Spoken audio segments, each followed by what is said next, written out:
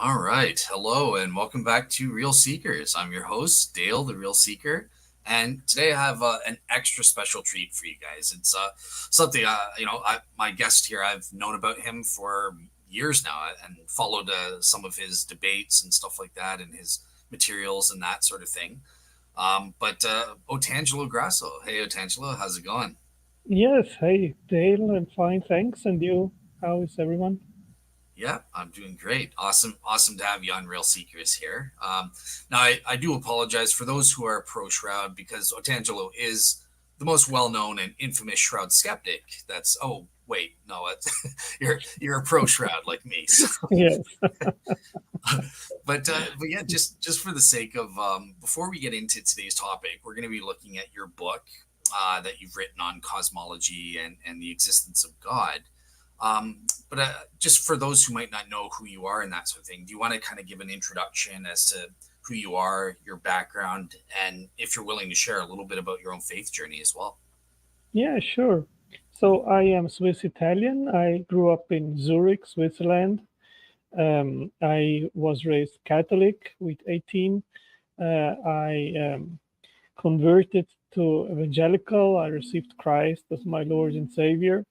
And my journey has always been oriented to do evangelism, to go out and basically preach the gospel. And over the years, that makes about almost 40 years now, I've always encountered atheists with opposing views, and they challenged me to respond to the many different objections that they brought up, especially in regards of origins, evolution, and yeah, that urged me to educate myself into these different topics. So basically, I don't have a scientific background. I have no PhD or something like that, but I am an autodidact. So that means that I inform myself about various issues related to my faith, to origins, and I think that today nobody needs to have a formal education, while of course I incentivize it. If someone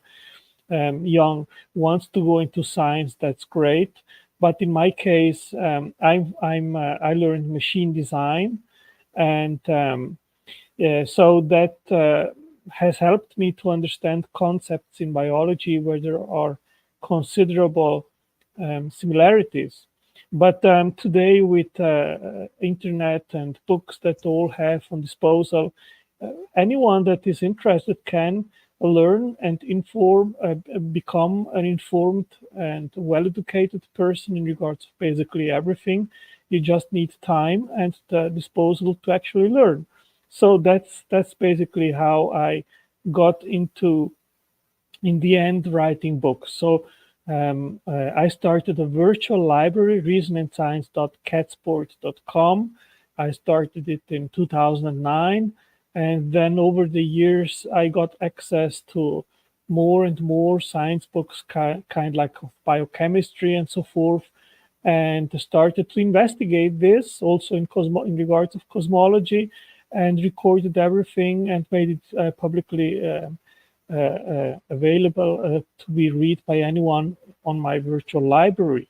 So over time, I saw that it would be a good way also to publish what I investigated in the form of books.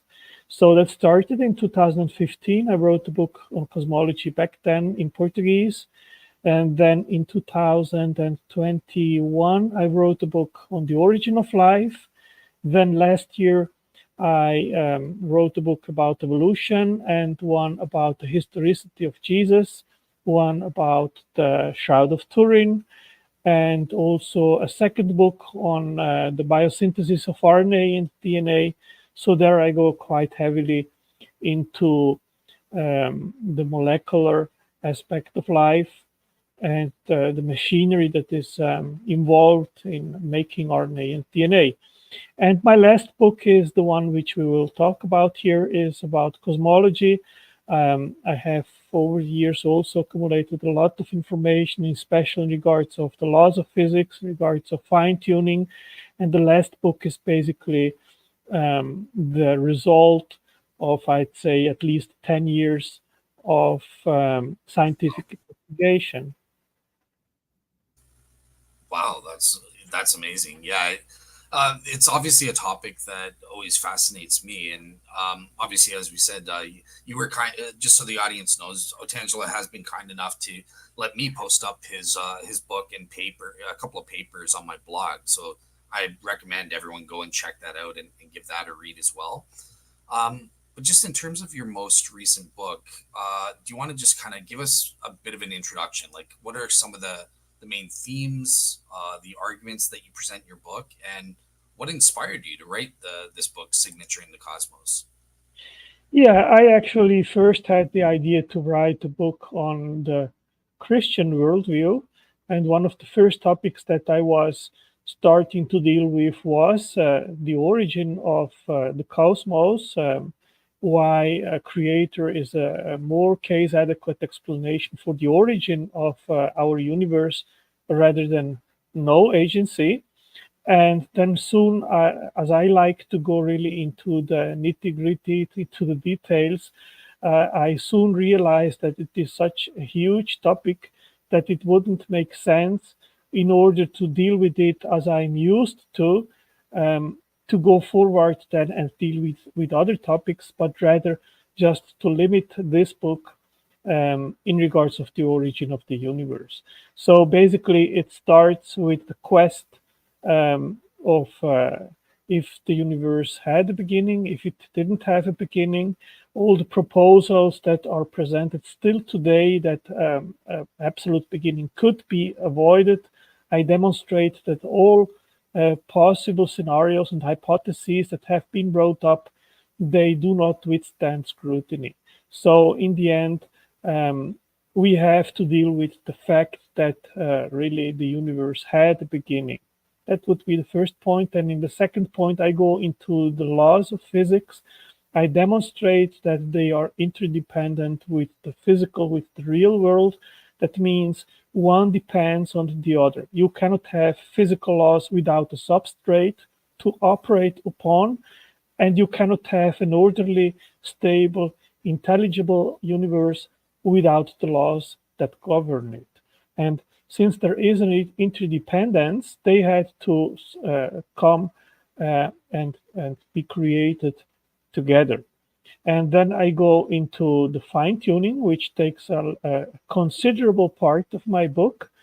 That starts with the initial conditions of the universe. It goes to the expansion of the universe.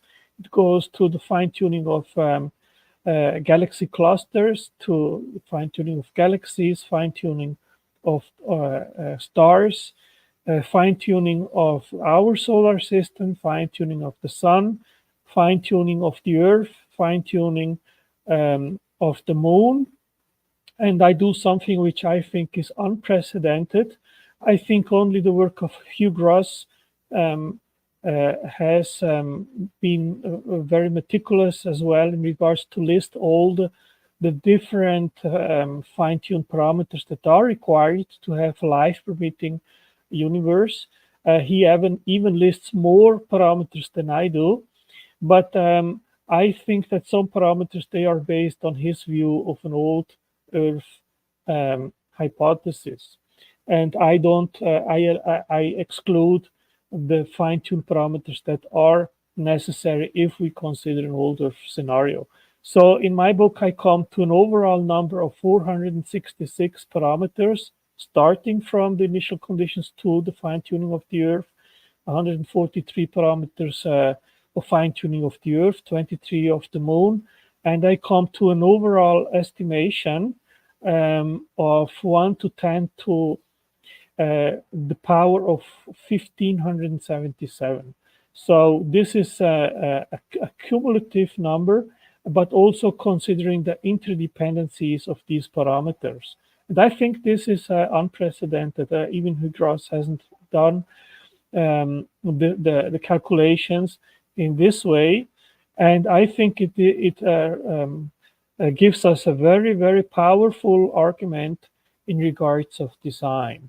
So I go into the objections of fine tuning, like multiverse hypotheses, and deal with these objections and demonstrate that none of these alternative explanations are as rational and as plausible than the hypothesis that there is a fine tuner.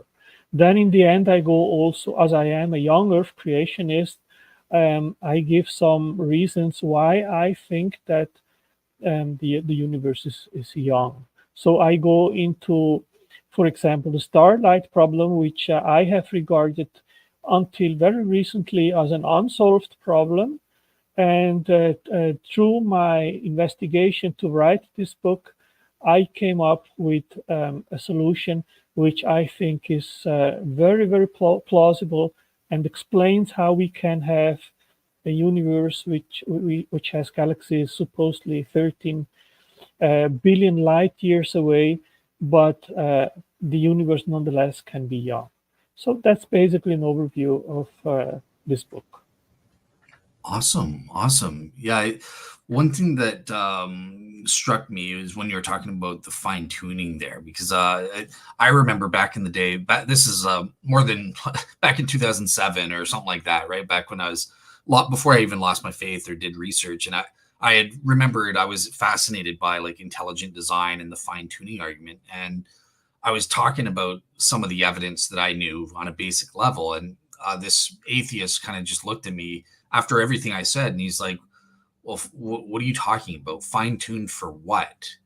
And that's something that I want to ask you, like, what in terms of the fine tuning argument. I know a lot of people, you yourself have said, well, it's fine tuned for life or something like that, but there have been others like Hugh Ross have said, well, look, it's not even just fine tuned for life. It's fine tuned for intelligent life. Or, skeptics will say, well, it's is it fine tuned for carbon based life? So in the first place, fine tuned for what? I want to re-ask that atheist question to you.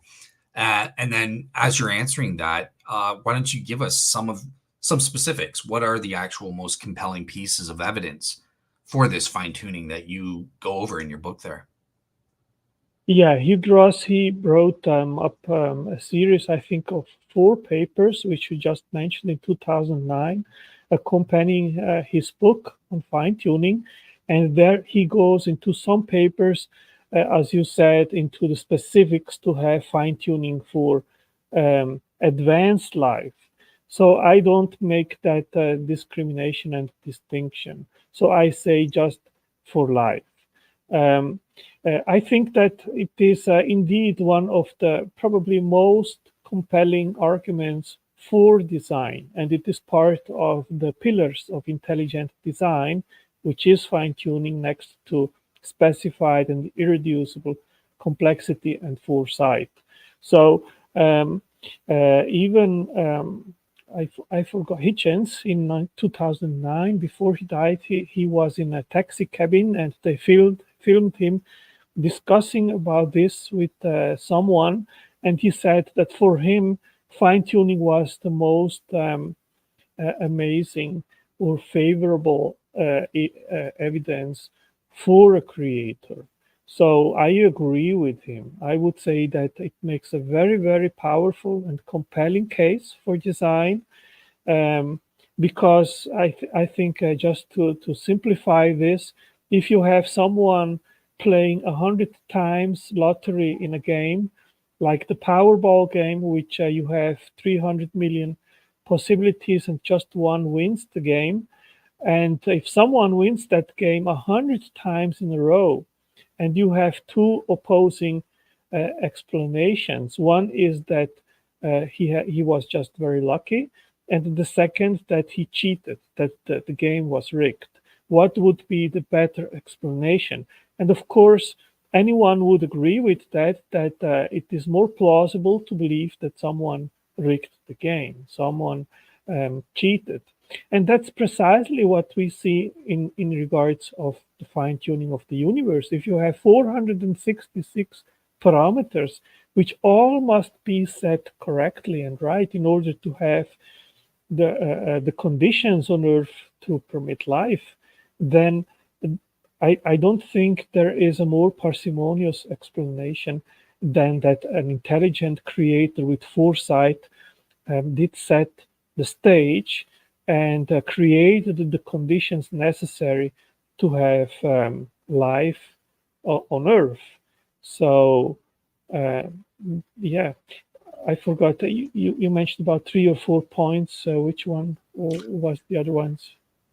Okay. Well, first, just a quick joke. So from what I'm hearing in terms of your parameters for what's fine tuned, you are disagreeing with Richard Carrier that the universe is fine tuned to create black holes, right? That's that's nonsense, right? So, okay. But the other part that I was asking you is, I wanted you to. You mentioned these 476 parameters. Do you mind listing what some of these specifics are and yeah, what is some of the evidence specifically for this fine tuning? Oh, yes. Just give me a quick moment that I'll list them right away. Okay. Yeah.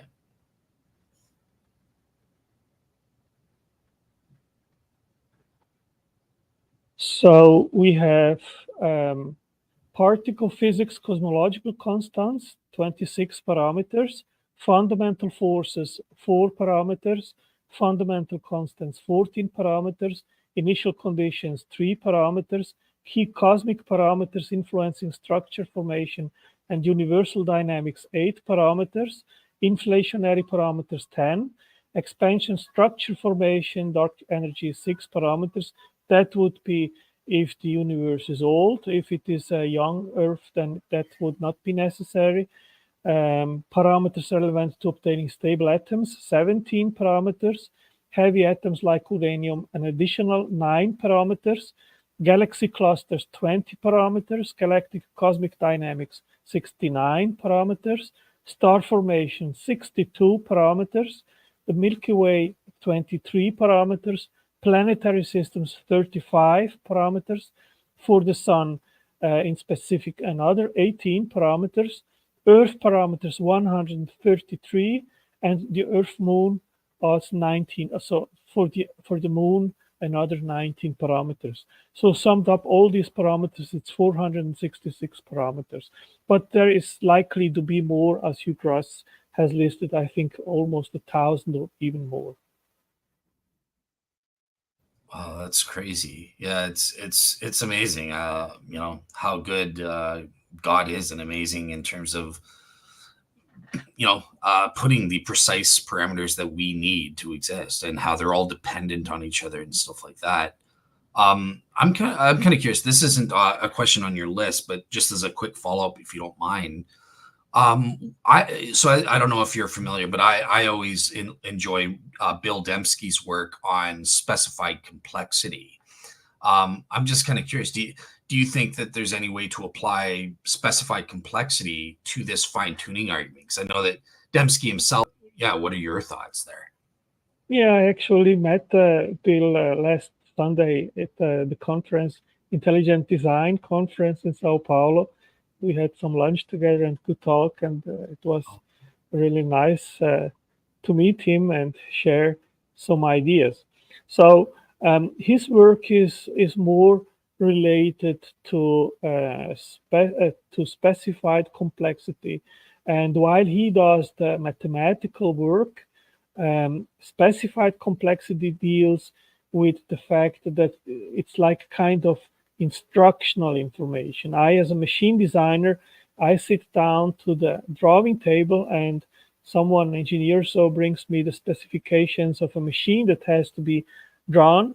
And then I will make the blueprint, the plan with the sizes, with the dimensions, with materials that have to be used first for all the singular individual subparts, and then they are brought together, and then a general plan is made with the machine put together.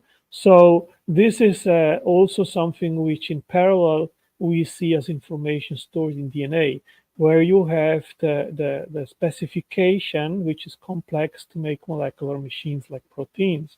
And in order to have that, you need a specified and complex sequence of nucleotides, which then bear the information to make the polymerization in the right sequence of the amino acids. In regards of the universe, I'd say that it would eventually not apply because that's not what we see there. What we see is that, for example, in regards of the speed of light, in regards of that, in special, you have basically an infinite space of possibilities, and the life permitting range is in a very specific and very narrow and limited range, which the speed has to be in order to permit a life permitting universe. And when you have a parameter where you have the overall sequence space or the number or the possibilities, then you can make the calculation in regards of the narrow range, and you get a number which then gives you the odds of fine tuning.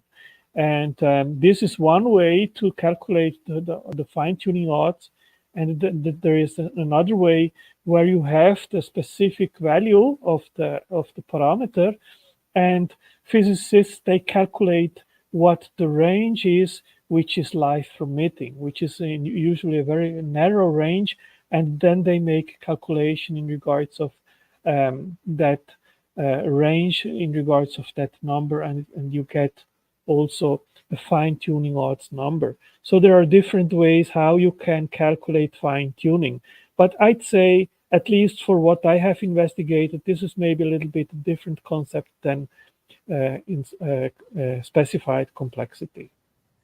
Okay, so that's interesting. Yeah, because I thought that yeah, specified complexity was kind of like general criteria that could be applied to any instance of intelligent design. But you're saying, I think you're saying that there's no way to do the calculation, right? I guess that Bill Dembski talks about and apply that to the universe. Like it's a different calculation. That's why it doesn't apply. That's what you're saying? Yeah, Okay. yes, because specified complexity has more to do for someone which doesn't actually understand the mathematical concept or Bill Dembski's work. I mean, he has very clearly outlined what he means by complex, what he means by specified. And I don't think that this kind of calculation can be applied to the fine tuning of the universe. While it is true that the narrow range where life is permissive, it is specified in the sense you have to um, select a parameter which is inside of that life permitting number, and in that sense, yes, it would be specified. But complexity, I would say no. This is not something that has to do something with complexity. You have complexity when you have different and various parts which interact together, and they have to interact together in the right way.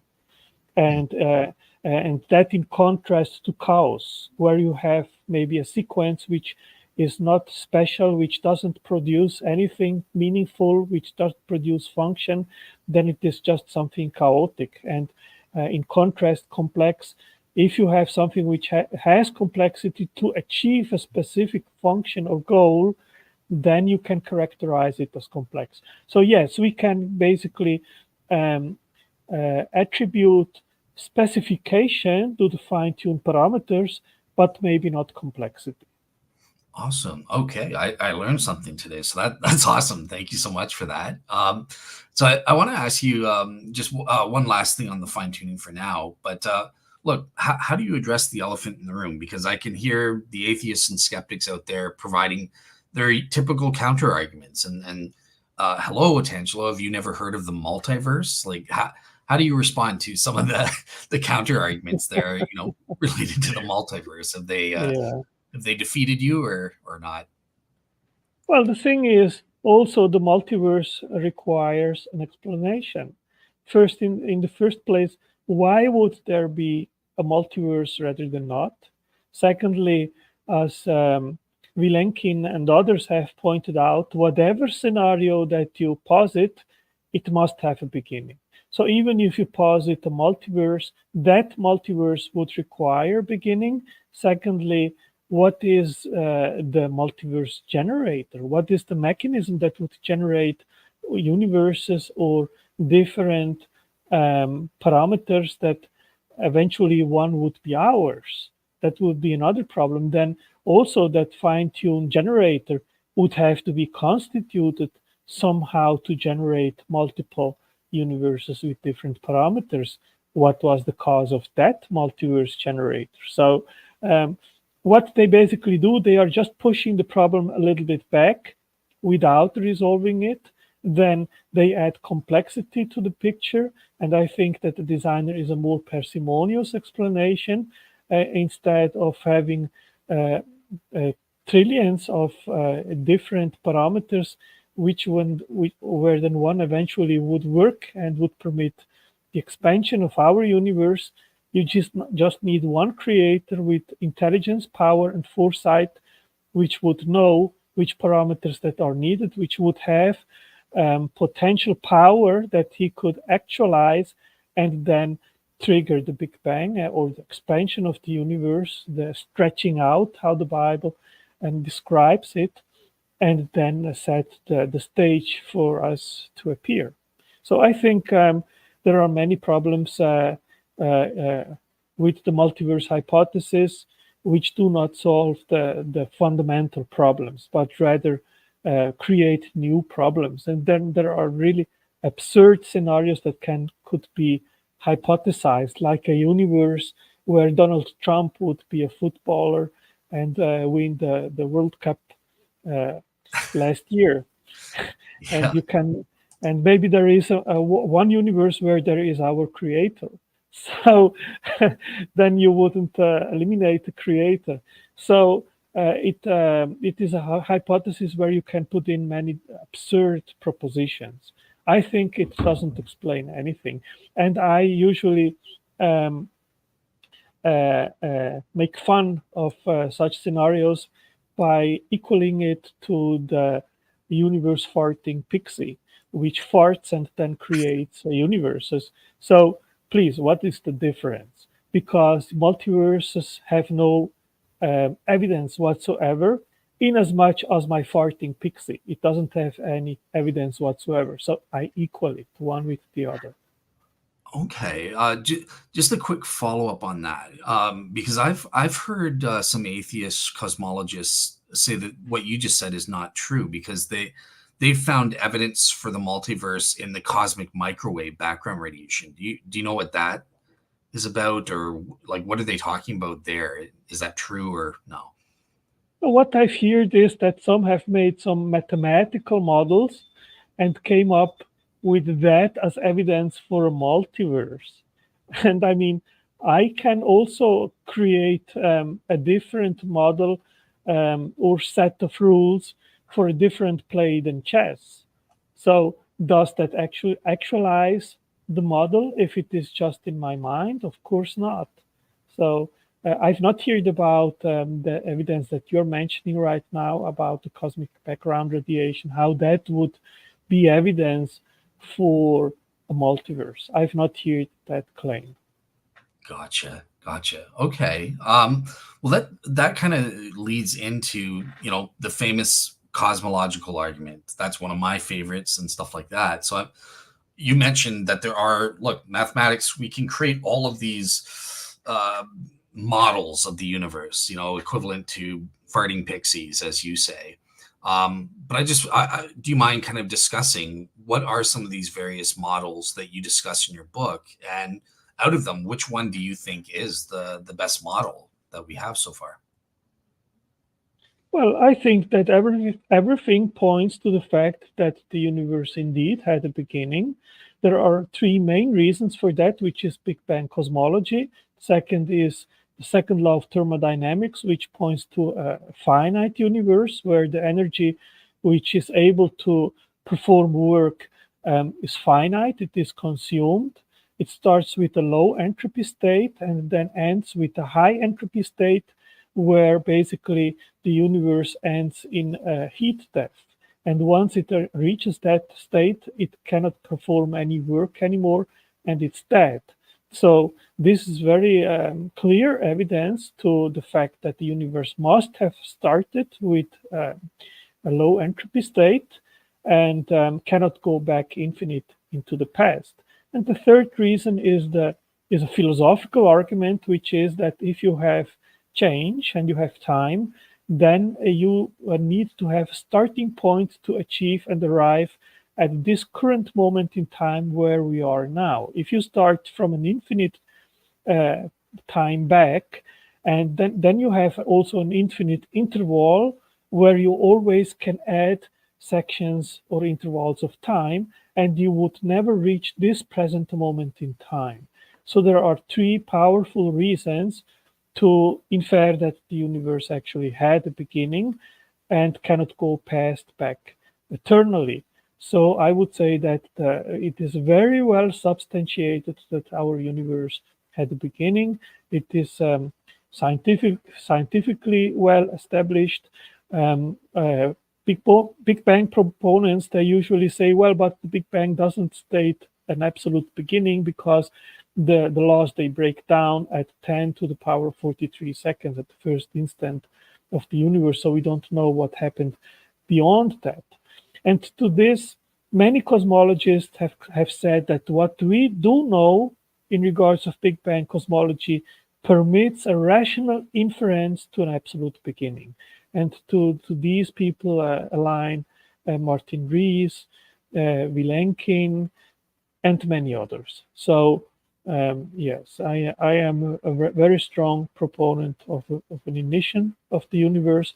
And in my book, I deal with all the different alternative proposals by Penrose and others, which still try to um, say, well, we don't know really, like St. Carroll says, well, we don't know really, it is possible that the universe still is infinite.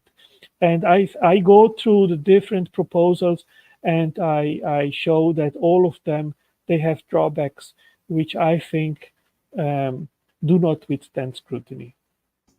Gotcha. Okay, so at this point, obviously, we want to convert this cosmology into an argument for God and enter in the Kalam cosmological argument. So I'm kind of curious, like what is the significance that the Kalam cosmological argument has had in your work as you studied cosmology there, and maybe kind of explain what are some of the philosophical implications that an eternal universe versus one with a definite beginning might have there. Well, I would say that the Kalam cosmological argument, while it just posits um, a cause, which is basically the argument, it doesn't go into what that cause actually is. I have made um, a video where I claim that we can make much more inferences than just saying that it must have a cause. And I think that among all the different religious proposals that are around there, the Bible is the only one which provides a characteristic or a nature of God, which must be eternal, powerful, timeless, um, spiritual, and so forth. All these characteristics, they line up perfectly with the God of the Bible, and that is what the cause of the universe must have. So it is, in my understanding, the Kalam is not just pointing to a cause, but it points to the God of the Bible. So I'm bold about that. And I say we can perfectly extrapolate the Kalam to list all the characteristics that that cause must have, and then compare to how the Bible describes the Creator, and it matches. It fits perfectly with the inference from the fact that the universe has a cause. Gotcha. Okay, so I'm kind of curious then, like how do you reconcile the evidence for the Big Bang with your own belief in intelligent design and that sort of thing? Well, the Big Bang or the origin of the universe points just to the fact that the universe must have a cause. That's one thing. Then the second powerful evidence in regards of the universe is are the laws of physics, which are based on mathematics. And we know that an intelligent creator can think of mathematics and then set rules based on these mathematics. And there is no alternative to that. And we know that the physical laws, they are beautiful.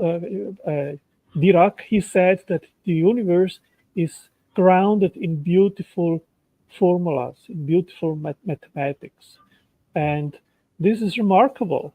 And I think this is also a very powerful argument for God's existence, that our universe operates based on these laws and is secured and stable based on these laws. That means that, for example, the four fundamental forces, they are stable, but that's not a free lunch.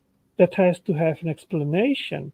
We know that based on modern cosmology, it started with a unified force that then transitioned, and there was a symmetry breaking to the four fundamental forces. The question is, why are they stable now? And why do they have the precise forces that are required to have stable atoms and stars and planets and life? This is not a free lunch. And if you dig deeper, then you come to the conclusion that scientists, physicists, they can measure these forces, but they cannot ground them. They cannot explain why they have these numbers and these forces, why they have these values that they have. So, and this doesn't relate only to the fundamental forces, but there are several parameters on which our universe is grounded, which there is no explanation on what these parameters are grounded. Why are the mathematical laws the way they are? Why aren't they different?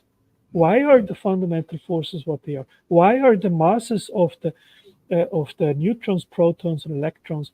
Why do they have the precise masses that are needed? Why are the relations between the proton mass and the neutron mass the precise difference that is needed? Why is the neutron just a little bit heavier than the proton? Why is the electron 1,830 times lighter than the proton, which permits to have stable atoms where you have a neutral charge? There is no deeper foundation that explains why that is so. And this is a big mystery for physicists. They do not have an explanation for that because there is no physical need or necessity this to be so. But for us, we have an explanation. We can posit the creator with foresight and intelligence, which knew that these were the parameters that would be needed to be set in order to have a stable universe, stable atoms, the right expansion rate, and so forth. So we are on the reason side. Atheists, naturalists, they can just put their arms in the air and say, well, we don't know. We don't have an explanation for that. And this is what I see very frequently. I mean, what we very often see, Dale, and you are also an experienced debater and you have seen many debates. What we see is that atheists, they constantly press us on our worldview. But they think that they don't have the burden of proof. But yes, they have the burden of proof. Once you remove a designer, a creator from the picture, what is left? And I say there is nothing left. So you want to replace nothing you want to replace an intelligent, powerful, eternal creator with no agency at all? That's the same. And I say Paley's argument is still, while they say it's debunked, it's still perfectly valid. You see a watch in the sand, and you know someone made it. You see a universe which had a beginning with laws that govern it, which is fine tuned, and you say nothing instantiated the situation. It's the same thing as to say the creator of my watch is an illusion. How does that make sense? At least to me, it doesn't. So I think it is an important tactic, Dale, that we press atheists as well. If they think a creator is not evidenced and is not warranted, they should come up and have the burden of proof and demonstrate, explain how we can exist without the creator. And I always ask that question.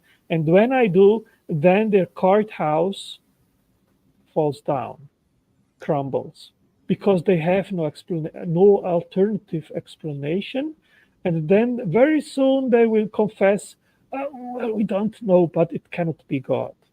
And I always am very entertained when this answer comes up. See, as you're giving that answer, I'm just like, have you seen my debate with the atheist Darren Lute from maybe like a month ago or something like that? I don't know if you've seen that one, but you describe him right to a T, right? It doesn't want to take on the burden of proof. It realizes he's got nothing, but he just wants to nitpick at the theist as they make the case for God. And that's kind of their Yeah. safety zone. Hey, I'm not making any claims. I'm just, a lack theist type thing. And oh man, it's it's laughable. Yeah. Well, it's 99% of their tactics. I mean, I follow many atheist YouTube channels here in Brazil, where I live, also in the States. And you see also all these atheist shows, they are all tailored in the same manner. And they say, try to convince us that God exists. So the caller calls in and he brings the evidence, he brings the arguments, and the host says, no, I'm not convinced. I don't believe you. I Yes. think that's not sufficient evidence. You cannot demonstrate your God. It goes like this. And one episode was very entertaining. I was in a side chat where Matt Dillahunty was talking, and there I precisely challenged him, and he was following the side chat and said, well, the burden of proof is yours. How do you explain our existence without a creator? And he right away said, no, the burden of proof is not on us. We don't have the burden of proof. We don't make any argument. We don't claim anything. You claim that God exists. It's your duty to demonstrate that he exists. And I said, I'm sorry. If you say that there is no reason to believe that God exists, well, then give me an alternative explanation. And he got enraged. And I love it because they hate it when we press them on their worldview.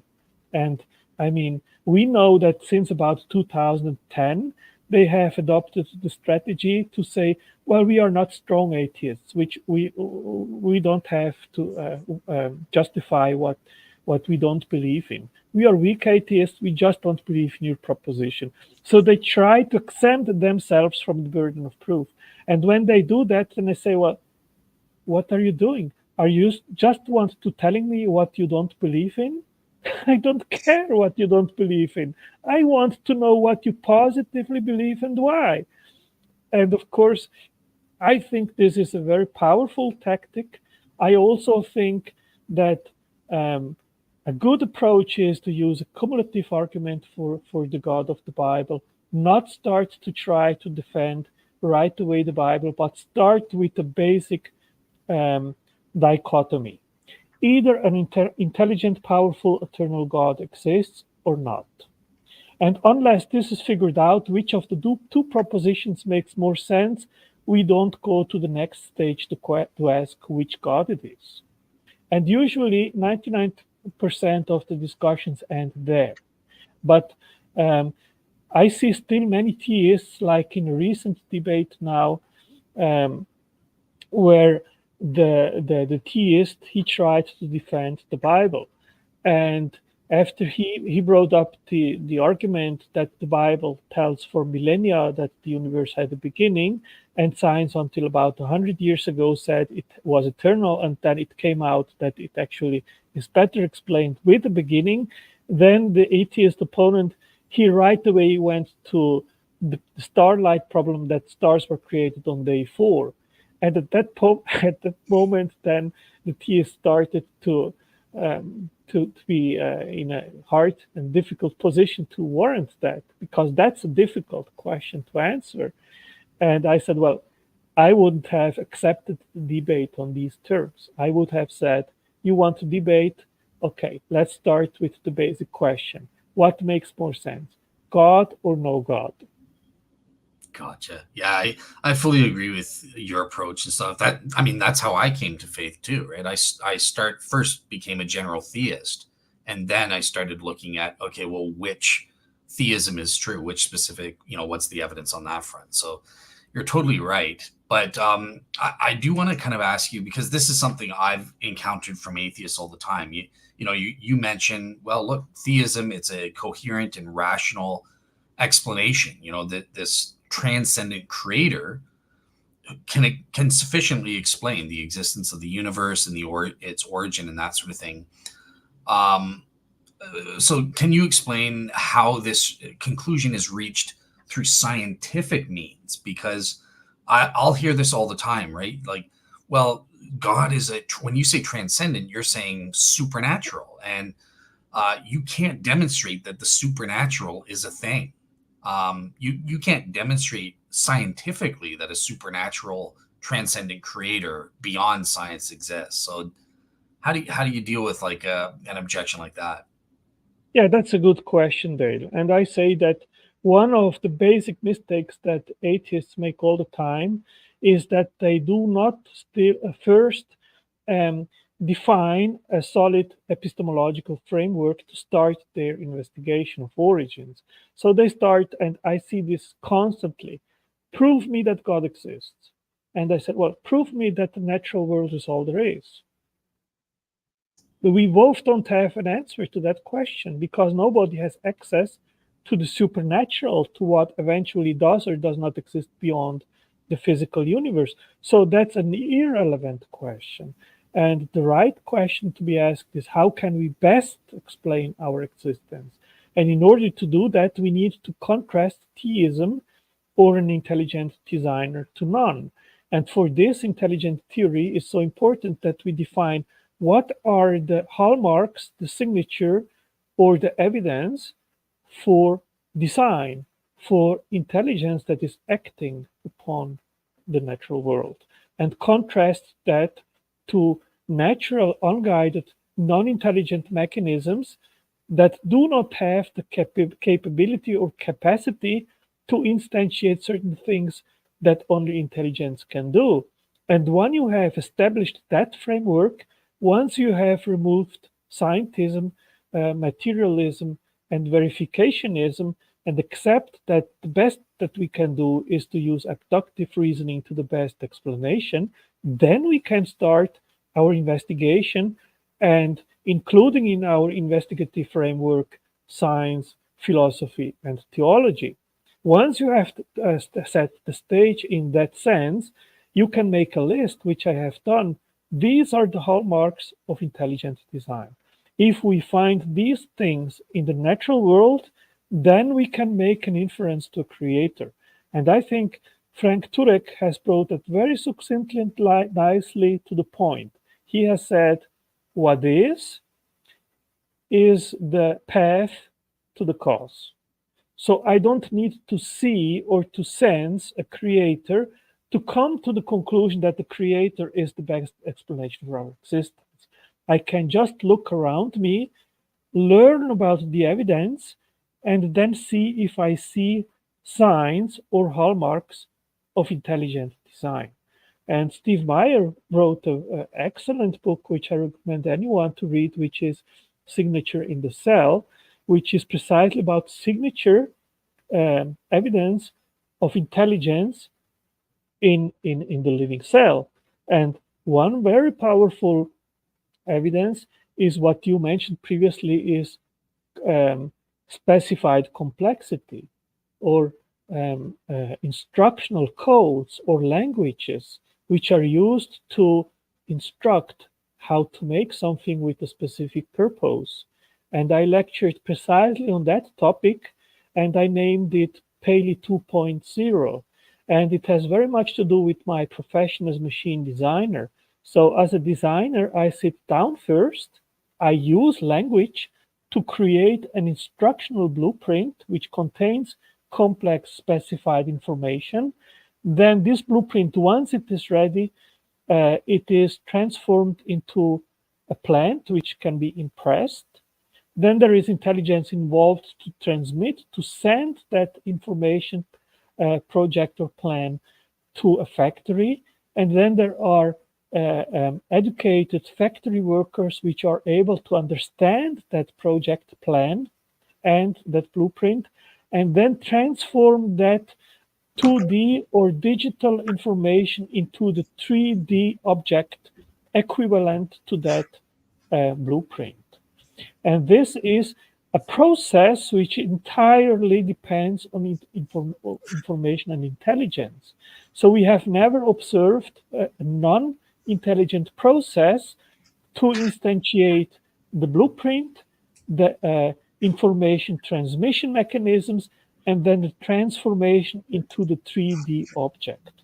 So this is an entire process depending on intelligence, and the final object then is an irreducibly complex machine eventually, which is based on several interlocking parts, which then have in the end a function where the whole creates that function.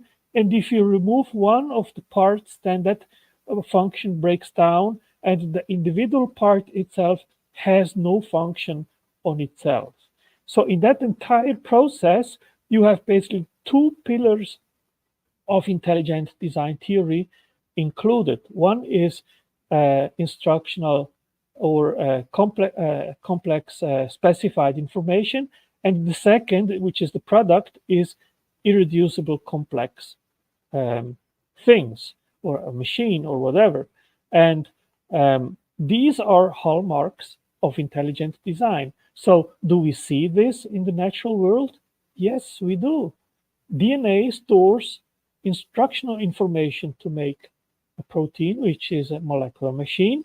Then you have the transmission from the DNA to the protein, which goes to RNA polymerase, which transcribes the information to messenger RNA.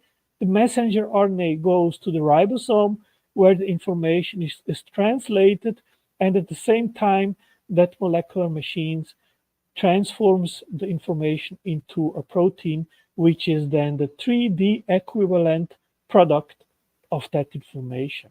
So this is my argument 2.0 of Paley's argument. This entire process is entirely hallmark of intelligent design. And William Herschel is a polymath from the 19th century. He said a phrase, a sentence, which I quote, which is very relevant to what I just said. If you see something which you know the origin of, we know that blueprints and a car, for example, or a watch made based on that blueprint comes from intelligence. And you see a very similar or equivalent process or situation in nature where you don't know the origin of that process, then it is hardly, it is difficult to claim that that similar process doesn't have a similar cause. So that means that DNA and the process of making proteins also must have an intelligent cause. So this is a very, very rock solid and powerful argument, which I call Paley 2.0, which points to a creator. Awesome. I like two things that you said there. So first thing is very obvious. Look, naturalism is a positive claim in itself. That those atheists have a burden of proof. If you're going to claim naturalism is true, that's the only thing that exists, you've got that burden of proof. And the second thing I like is your notion, what you're talking about of, look, we can get away from these notion, whether an event is supernatural versus natural, whatever that means. Regardless, we can prove that there is intelligent design here. We've got these criteria by which we can identify events as designed or not, whether they're natural, supernatural, whatever. And that's how I kind of approach. I'm kind of curious. This isn't on your list, but I'm kind of curious what even for miracles. I've applied this notion that I think when we're trying to identify miracles, forget about getting in debates with atheists about, well, what's a supernatural versus natural event. I just look for, can we prove that this event was designed by God for a given purpose? And that's where I kind of use a bastardized version or a lay level version of specified complexity, right? That specification. If there's an event that takes place in a religious context, that's the specification, right? Whereby it's authenticating that religion, and we can prove the event is complex in the sense that it's extraordinary given natural regularities and unguided processes or random chance. That's how we can identify an event as miracle.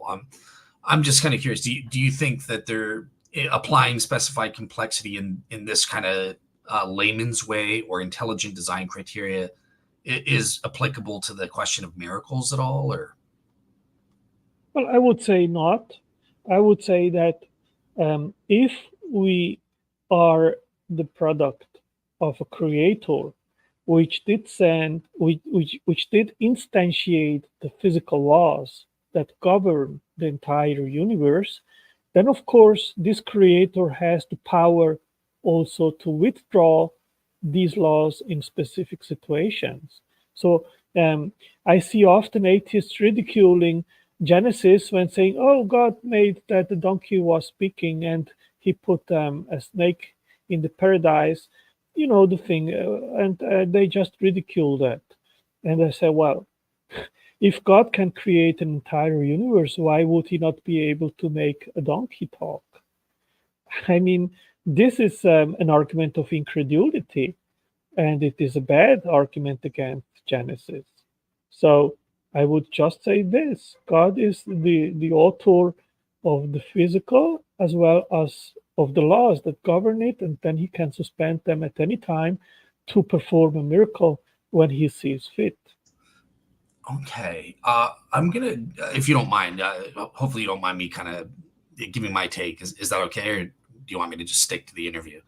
No, no, no, no. Go ahead. We can Cool. go with your take on it. Yeah. All right. So just very quickly, I think you may have made a slight mistake in the way you're phrasing it. Like, oh, God can suspend the laws of nature or temporarily to do something, or because you're kind of making this impression that like, well, like the laws are just like prescriptively on their own. And it's almost like God has to do something to countermand it, kind of thing, right? So like because of that, you'll get objections to like with the shroud, right? Atheists will say, well, look, your notion about radiation is ad hoc because not you're supposing that well God did a radiation event from a body and he had to suspend the laws of nature to make that radiation go vertically, and they go and.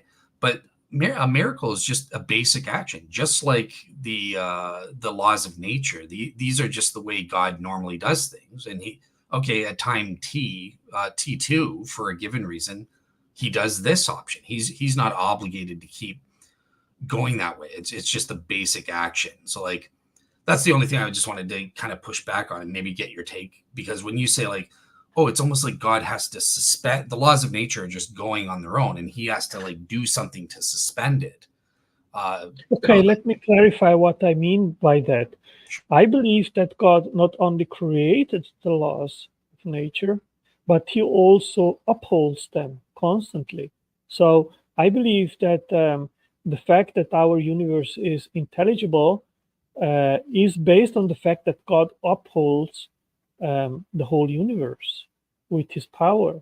And if he is involved in that, that means as well, maybe, as you pointed out, maybe the wrong term would be suspended, but I would say maybe just change these laws, like Jesus walking on the water. I mean, he had to suspend gravity for that event to occur. So if he is the master and the creator of the laws of physics, he also can either change them or eventually even um, suspend them. I don't know, or just act upon them to perform the miracle.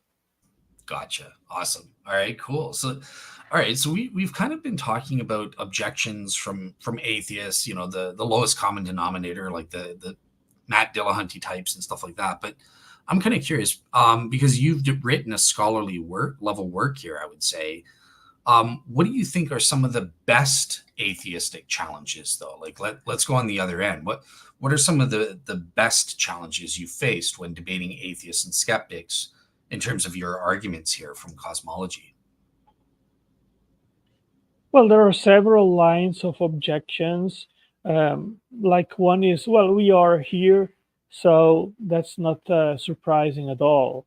But of course, if there have to be met very specific conditions in order for us to be here, then that is indeed surprising and it demands an explanation. So there are many, many different arguments. Like another one is, well, but the universe is hostile to life because we are a small speck on Earth, and compared to the whole universe, it's almost nothing. But we would immediately die on the sun or something like that. So this is also a very common counter argument, and obviously the question here is why is the universe life permitting at all rather than not?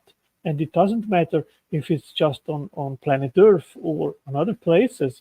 I mean, it starts with the initial conditions. If they would not be set, we would not be here. A very other common objection is the puddle argument that we evolved to the conditions of the universe and not the other way around. And my answer to that is that, well, if the initial conditions of the universe wouldn't be as they are, then we wouldn't be here either. So that objection doesn't refute the fine-tuned argument. You are without There we tone. go. So Yes. I managed to get on camera for you. Better late than never there. But yeah, so I'm kind of curious, based on your background then, in terms of these arguments, in terms of being a machine designer, but also in terms of your faith. How has this influenced your approach to cosmology and studying these arguments, and just in general influenced your take on scientific investigation and stuff? Well, I would say that it is something that has solidified my faith in an enormous way. I don't think that naturalism provides any rational um, explanation at all. And this, in special, when we get out from the evolution debate. As you probably know, that atheists they love to talk about evolution because that's the only crutch they have. This is also something which I have addressed in my um, lecture on the Congress last Sunday. And I said, well, once you remove the discussion of evolution and the origin of biodiversity, then you have nothing left to sustain the naturalistic worldview. Because then you go into biochemistry and the origin of life, you cannot invoke evolution because you need self replication. You go to cosmology, there have been attempts like by Lee Smolin. He proposed natural selection, cosmologic natural selection, but that doesn't apply to the universe, and it still doesn't remove the requirement of an initial of a cause. So naturalism basically doesn't explain anything. And once you have gone through all the different issues that have to be explained, you come to that realization. Now, what I've learned as well, Dale, is that most atheists they are not atheists because the evidence that they followed and that they lead to natural mechanisms. They are atheists because they love their lifestyle, they love their freedom, they prefer to live autonomously to God. And God has made it possible. He has given enough light to those that seek Him to find Him, and He has given enough darkness to those that prefer to live an autonomous life so that they can live their life as they want. And uh, my journey basically has just gone into one direction to solidifying my faith, which is today as rock solid as never before.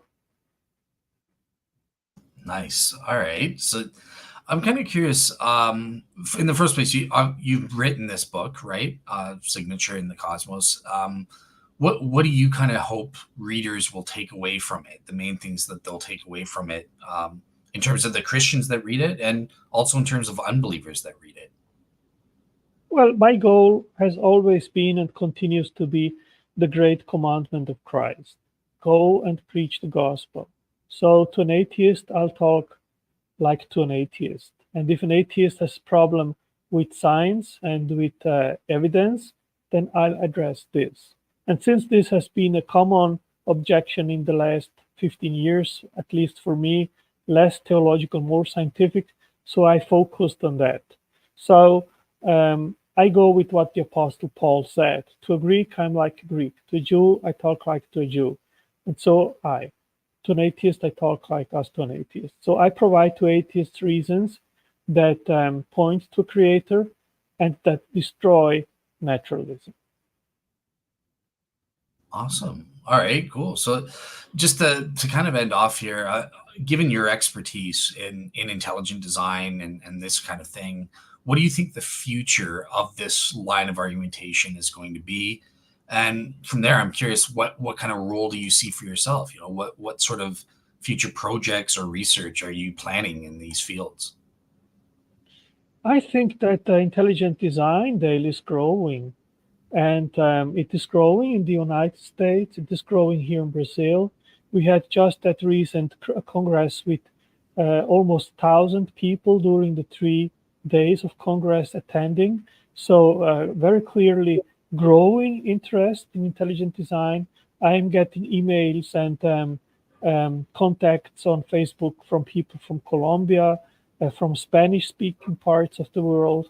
So what I see is that there are still many regions in the world, like in Asia, for example, where there is still very little being taught or propagated. And I think there are big opportunities there to expand this proposition to these regions. So I see it growing. I see a growing interest from honest seekers, from people that are not blinded and uh, um, biased towards naturalism and simply close their eyes towards intelligent design no matter what.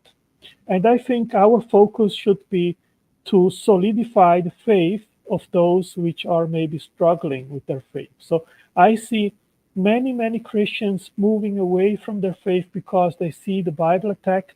Many atheists, they attack the Bible and they are not educated in science, and then they start to incorporate these objections and they move away at the point where they say, well, I don't believe anymore. And then they start to solidify that atheist worldview, and it is very difficult for them to get back. I've met very recently one guy that was 37 years in a Christian and now 5 years an atheist.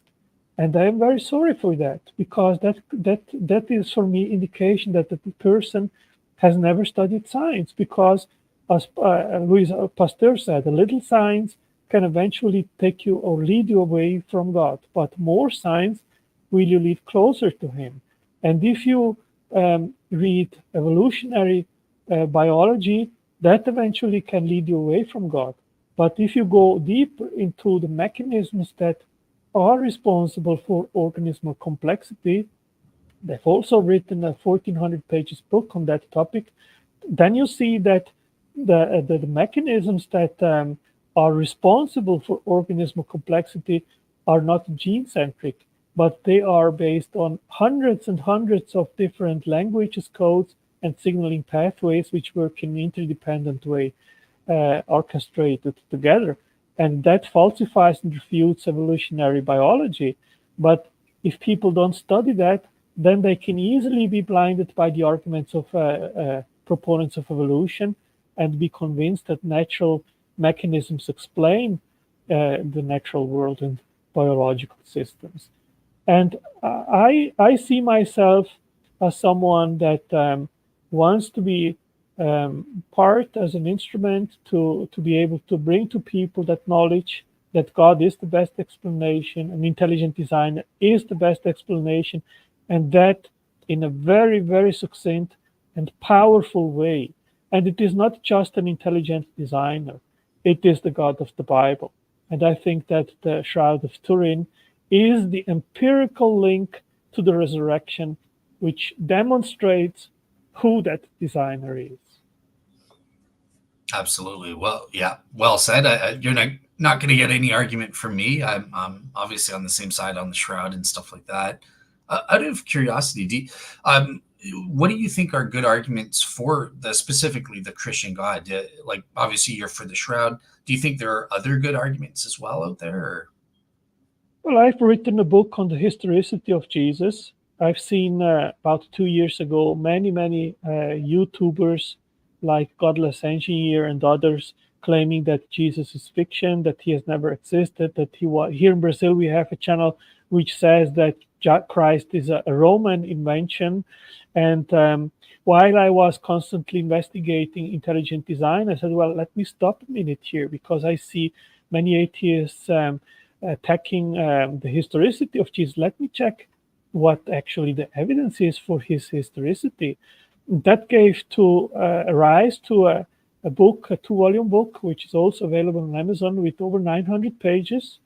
And there I lead with several different viewpoints and aspects which demonstrate that Jesus is a historical figure that comes from prophecies which are fulfilled in the Old Testament in Jesus, the timing when he had to come in special Daniel 9:24-27, which I demonstrate how precise that prophecy has been fulfilled, and it starts 444 BC and ends at 33 AD, precisely at the Passion Week, which is absolutely astonishing and amazing. A very difficult prophecy to be deciphered, but once you have the data, you are just flabbergasted by the precision. Then we have the inner consistency, despite many pointing out to supposed contradictions in the Bible. One powerful evidence is undesigned coincidences, and I go in my book through all the four Gospels and the Acts, which demonstrate the undesigned coincidences of each chapter, which is very powerful evidence for the historicity and truthfulness of the reports of the writers of the Gospels and Acts. Then I go to the archaeological evidence. What the writers wrote perfectly fits with the scenario, with the first century situation, history in Judea, which is also very powerful. So I go into there was a book in 2008 or something like that, The Impossible Faith. Maybe you've written the book, and Richard Carrier then wrote a response to that book. And I go into both the book and Richard Carrier's response to that, which demonstrates how unlikely it was that the Christian faith would have taken off in a Roman Empire back in the first century. But nonetheless, all these hurdles were overcome, and here we are. So I think the biggest religion today, if you include Catholics and so forth, is the Christian faith. So this in itself is a big miracle. And prophecies which also go into end times, which we see clearly happening today. So if you put all these things together, that gives you a very clear picture that the Christian faith is true. Gotcha. Okay. And I do have one last question, kind of going back to the design argument, and then we can wrap up. I promise. But I'm kind of so I've heard an argument from atheists who will argue from dysteleology, and they'll point to features of bad design and say, well, see, Yes. this speaks again. Yeah. Did you want to kind of what's your take on that kind of anti-argument, as it were? Yes, I hear that very often. It is one of the preferred um, atheist arguments against design. And my answer to that is always the same. If you see a cell phone which has a keyboard which has a malfunction, will you immediately jump to the conclusion that the cell phone was not designed? Of course not. Yeah. And that's the same. If you see some uh, defect in the biology, how does that point to no design? And many of these arguments, they are slowly being refuted by more advanced scientific um, research, like junk DNA is a classical one, and there are others like the laryngeal nerve of the giraffe, and some others which are classical ones. So once you start, or the inverted retina in the eye, um, and there are some few others which are constantly being named. And when once you go closer into the science, like for example in regards of the inverted retina, more advanced studies have shown exactly the opposite, that it is actually the best design. A similar argument is in regards of the inefficiency of Rubisco, which is one of the proteins used for carbon fixation in photosynthesis, which they claim, oh, it is very inefficient, it is very slow. And when you start actually looking into it, then you see that it is an absolutely fantastic design. And there is a reason why it is slower than it would be probably be expected, because there are some molecules which are very similar to CO2, and it has to distinguish them. He needs to know which is the right substrate, and it has fantastically advanced technology to do this distinction. And it is actually evidence for great design and not bad design. So this would be my answer. Don't simply because of that jump to the conclusion that no design is required. And secondly, if you research further, you come to the conclusion that many of these supposed bad design things are actually good design. All right, awesome. So I think we've kind of covered everything that you wanted to discuss. Let me just ask, is there anything that I missed that you think is really important that you wanted to discuss? No, I think it was great that we moved a little bit away just from cosmology to address some other common objections and issues raised by our opponents. And I'm happy that I was able to maybe clarify some or the other things. Of course, there are many other topics that could be discussed, but we could stay all day here and keep going. So Absolutely. Awesome. Well, yeah, I had a blast. Like I said, I learned something new from you that I didn't know about in terms of my own application of ID criteria and stuff like that. So that's always great on my end. And I hope you enjoyed your time, and you're welcome back anytime. yes, sure. It was great to have this time with you, Dale. So I'm happy to being able to be on your channel, and I hope that our audience also has enjoyed our conversation and hopefully learned something.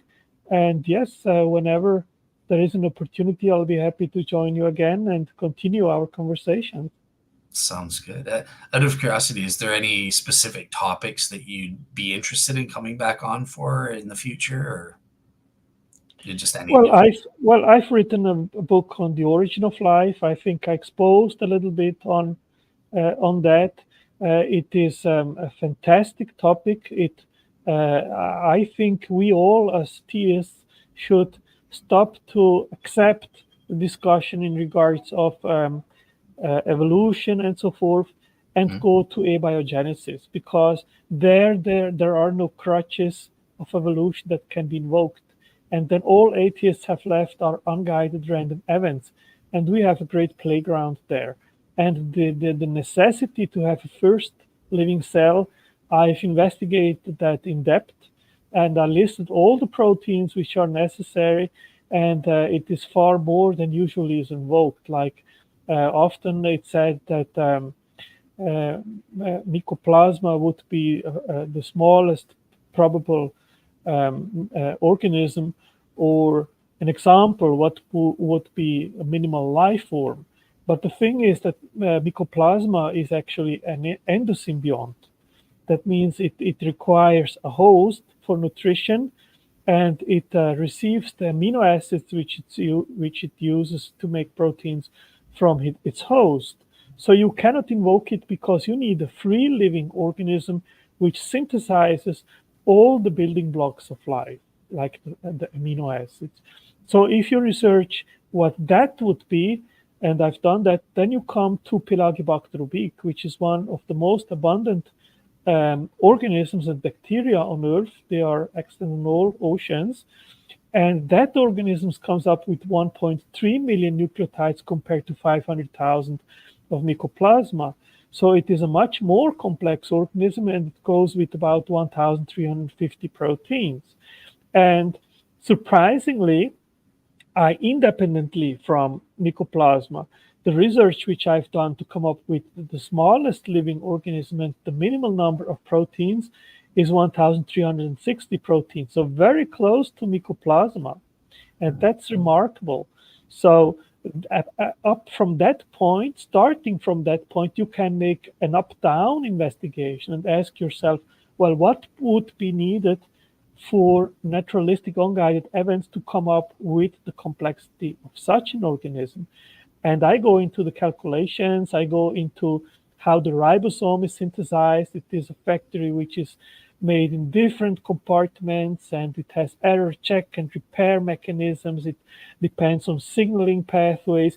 It is such awe-inspiring and complex that anyone that starts to understand this will be in awe and will come to the conclusion it's no way that naturalistic explanations could explain the origin of this. So this is a very entertaining playground to talk about, and I'd be happy to go deeper into this. Also, yeah, yeah. I think the origin of life, abiogenesis, is a great topic, and I don't think I've done many shows on it. So yeah, I'd love to have you back. If even if you're willing, maybe even having an atheist on to discuss or debate, if I can find one on that specific issue, if you'd be up for that. So yeah, thank you so much for coming on. I enjoyed the show, and like I said, for the audience, I'll be posting up Otangelo's links and his work. So check it out. I mean, he's done a lot of research and great work here. So thank you so much again. And yeah, so the next show I have will be on tomorrow, and I'm bringing on Tyler Vela, the apostate. He was a former Christian, and he's now left the faith. He's a general theist, but he doesn't believe. And I'm going to be looking at certain positive and negative evidences with him for and against Christianity, and hopefully giving him something to think about. So tune into that and have a great week. Yeah, thank you, Dale. See you all next time. Bye bye. Sounds good.